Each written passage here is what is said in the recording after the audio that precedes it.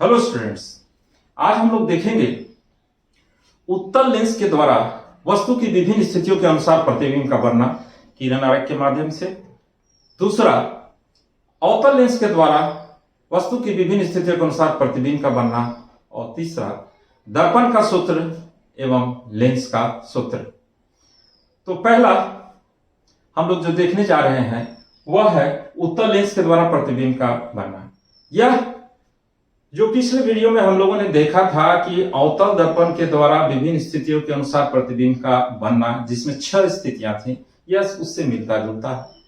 लेकिन यह देखने से पहले हम लोग यह देखेंगे कि इस उत्तल लेंस के द्वारा विभिन्न स्थितियों के अनुसार जब किरण आपतित होती है तो अपवर्तन के बाद वो किरणें कैसे गुजरती हैं। नंबर 1, मुख्य अक्ष के समांतर आने वाली किरणें अपवर्तन के बाद फोकस से गुजरती हैं। नंबर 2, यदि फोकस से होकर आपतित होने वाली किरण उत्तल लेंस के द्वारा अपवर्तन के बाद मुख्य अक्ष के समानांतर हो जाती है। एवं प्रकाशीय केंद्र से यदि कोई किरण लेंस से होकर गुजरती है तो वो उसी दिशा में गुजरती है, यानी कि उसका पथ परिवर्तन नहीं होता है। अब हम लोग देखेंगे पहली स्थिति कि उत्तल लेंस के सामने जब वस्तु अनंत पर हो। ठीक है, ये देखिए, ये उत्तल लेंस है, वस्तु अनंत पर है। अनंत मतलब आप जान रहे हैं सी से बहुत दूर। तो यहां से यह एक वस्तु है। कम से कम 2 किरणें हम लोग लेते हैं। एक किरण ए से होकर अपवर्तित होकर फोकस से गुजरती है, दूसरी बी से आपतित होने वाली किरण अपवर्तन के बाद इसी फोकस पर मिलती है। इसलिए इस ए बी वस्तु का प्रतिबिंब एक पर वास्तविक, उल्टा और छोटा बनता है। ये जो दूसरी स्थिति है जिसमें आपको बताया कि जब वस्तु अनंत और C1 या 2F1 के बीच में हो, यह ए बी वस्तु है, तो ए से हम लोग 2 किरणों को ध्यान देते हैं। पहला, मुख्य अक्ष के समांतर जाने वाली किरणें अपवर्तन के बाद F से होकर गुजरती हैं, और दूसरा, प्रकाशीय केंद्र से जो किरण गुजर रही है वो उसी पथ से जा रही हैं। ये दोनों किरणें, अपवर्तित किरणें, यहां A' बिंदु पर मिलती है। इसलिए ए बी वस्तु का प्रतिबिंब B' A' यहां F और C के बीच बनता है, यानी कि प्रतिबिंब फोकस और वक्रता केंद्र के बीच वास्तविक, उल्टा और छोटा बनता है। तीसरी स्थिति हम लोग लेते हैं जब वस्तु वक्रता केंद्र C1 पर हो। यहां देखिए, वक्रता केंद्र पर वस्तु है। एक किरण मुख्य अक्ष के समानांतर गई, अपवर्तित होकर F से गुजरी। दूसरी किरण जो प्रकाशीय केंद्र से आ रही है वो उसी दिशा में अपवर्तित होती है, और ये दोनों किरणें यहां भी A' पर मिलती हैं, और प्रतिबिंब B' उल्टा वास्तविक बनता है। यानी कि प्रतिबिंब वक्रता केंद्र C2 जो दूसरी ओर वक्रता केंद्र है यहां पर बनता है, वास्तविक बनता है, उल्टा बनता है, और वस्तु के आकार के बराबर बनता है। चौथी स्थिति, जब वस्तु वक्रता केंद्र और फोकस के बीच हो। यहां देखिए, अवतल लेंस है, वक्रता केंद्र और फोकस के बीच वस्तु को हम लोग लिए हैं। मात्र 2 किरणों को जो हम लोग ध्यान में रखे हुए हैं, एक ए से निकलने वाली किरण मुख्य अक्ष के समानांतर अपवर्तित होकर F से गुजर रही है, जबकि दूसरी किरण प्रकाशीय केंद्र से गुजर रही है। ये जहां मिलेंगी इस वस्तु का प्रतिबिंब वहीं पे बनेगा, और ये मिलती हैं C और अनंत के बीच में। तो जब वस्तु को हम लोग वक्रता केंद्र और फोकस के बीच रखते हैं तो प्रतिबिंब वक्रता केंद्र और अनंत के बीच वास्तविक, उल्टा और वस्तु से बड़ा बनता है। पांचवी स्थिति, जब वस्तु को हम लोग फोकस पर रखते हैं। ये देखिए, फोकस पर वस्तु को हम लोग रखे हैं। यहां ए से जाने वाली किरण, आपतित होने वाली किरण जो मुख्य अक्ष के समानांतर है वो F से गुजरी, और दूसरी जो प्रकाशीय केंद्र से गुजर रही हैं। हम लोग देखते हैं कि इस ओर किरणें समानांतर हो जाती है। इट मीन कि यह आगे जाकर नहीं मिलेंगे, लेकिन दूर से देखने पर ऐसा प्रतीत होता है कि यह अनंत पर जाकर मिल रही है। इसलिए प्रतिबिंब अनंत पर बनेगा, वास्तविक बनेगा, उल्टा बनेगा और वस्तु से बड़ा बनेगा। अंतिम स्थिति, छठी स्थिति, जिसमें आभासीय प्रतिबिंब बनेगा। इसलिए यह स्थिति थोड़ा इंपॉर्टेंट भी है कि जब वस्तु फोकस और प्रकाशीय केंद्र के बीच हो। ये देखिए, यहाँ पे वस्तु को हम लोग फोकस और प्रकाशीय केंद्र के बीच ये ए बी वस्तु को हम लोग रखे हुए हैं।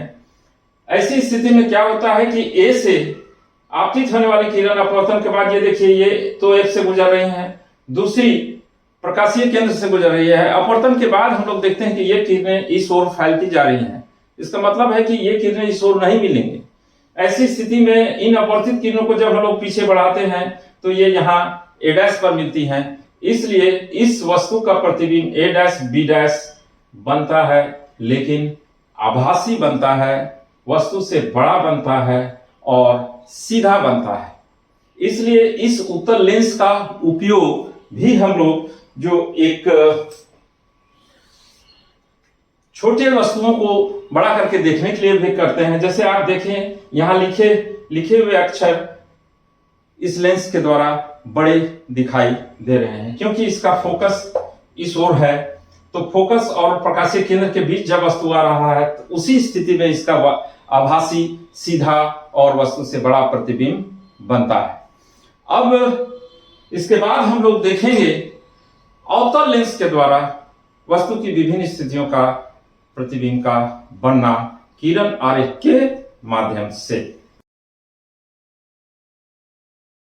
अब हम लोग देखेंगे अवतल लेंस के द्वारा प्रतिबिंब का बनना।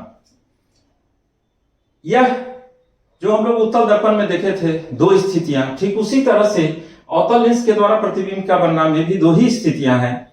लेकिन उसके पहले थोड़ा हम लोग देख लें कि इस अवतल लेंस के द्वारा विभिन्न स्थितियों के अनुसार जब किरणें आपतित होती हैं तो उसका अपवर्तन कैसा होता है। नंबर एक, अगर मुख्य अक्ष के समानांतर कोई किरण अवतल लेंस पर आपतित होती है तो ये अपवर्तित होकर देखिए ये इधर जा रही है, लेकिन इधर से अगर देखा जाए तो ऐसा प्रतीत होता है कि यह एफ से होकर जा रही है। इसीलिए अवतल लेंस का फोकस भी एक आभासी फोकस है, आपको बताया है।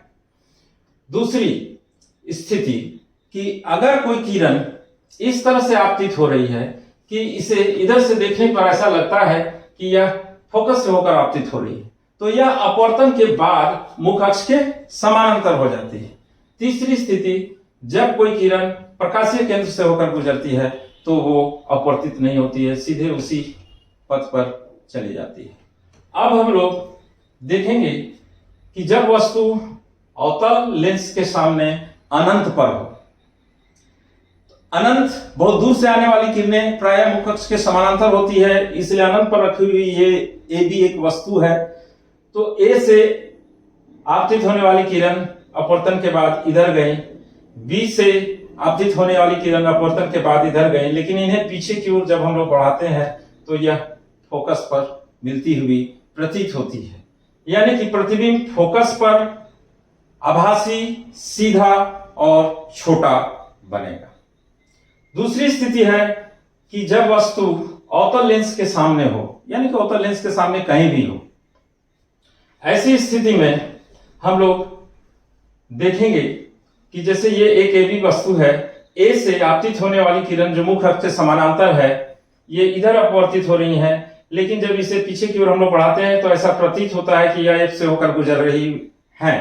दूसरी किरण जो प्रकाशीय केंद्र से होकर गुजरती हैं वो उसी दिशा में चली जाती हैं। ये दोनों किरणें ए डैश बिंदु पर मिल रही हैं, इसलिए ए बी वस्तु का प्रतिबिंब ए डैश बी डैश यहाँ F1 और प्रकाशीय केंद्र के बीच बनता है। यानी कि प्रतिबिंब वस्तु की ओर फोकस तथा प्रकाशीय केंद्र के बीच आभासी, सीधा और छोटा बनता है। हम लोगों ने देखा कि इस अवतल लेंस के द्वारा हमेशा आभासी प्रतिबिंब बन रहा है, सीधा बन रहा है और वस्तु से छोटा बन रहा है। अब हम लोग देखेंगे दर्पण तथा लेंस का सूत्र। यहां देखें 1/v + 1/u = 1/f, इसे हम लोग कहते हैं दर्पण का सूत्र। और 1/v - 1/u = 1/f, इसे हम लोग कहते हैं लेंस का सूत्र। सिर्फ प्लस और माइनस का फर्क है, इसलिए इसे हम लोग साथ में हम बता रहे हैं। बाद में इसके कुछ आंकिक प्रश्न हम लोग हल करेंगे। इसमें f से हम लोग परिचित हैं, इसे फोकस दूरी कहते हैं। दर्पण के लिए प्रत्येक दूरी ध्रुव से मापी जाती है, इसलिए P से F तक की दूरी जिसको फोकस दूरी कहते हैं, और ये F से इसे डिनोट करते हैं। दूसरी, P से B तक की दूरी, AB एक वस्तु है तो P से B तक की दूरी PB, जिसे वस्तु की दूरी हम लोग U कहेंगे, और इस AB वस्तु का प्रतिबिंब यहां बन रहा है B डैश A डैश, तो P से B डैश की दूरी जिसे प्रतिबिंब की दूरी कहेंगे, जिसे हम लोग V कहेंगे। तो समझ में आ रहा है, F क्या है, फोकस दूरी, U क्या है, वस्तु की दूरी, V क्या है, प्रतिबिंब की दूरी, और इस U V F में जो संबंध है 1/V plus 1/U equal to 1/F, इसे ही हम लोग कहते हैं दर्पण का सूत्र। अब सेम यही चीज लेंस के लिए हम लोग देखेंगे कि लेंस में जैसे इसका वास्तविक फोकस इधर है तो O से F2 की दूरी, फोकस दूरी जिसे F कह रहे हैं, O से B की दूरी, क्योंकि इसमें प्रत्येक दूरी प्रकाशीय केंद्र O से मापी जा रही है, OB जिसे वस्तु की दूरी कहेंगे, और O से B डैश की दूरी जिसे हम लोग प्रतिबिंब की दूरी कहेंगे V, 1/V minus 1/U equal to 1/F।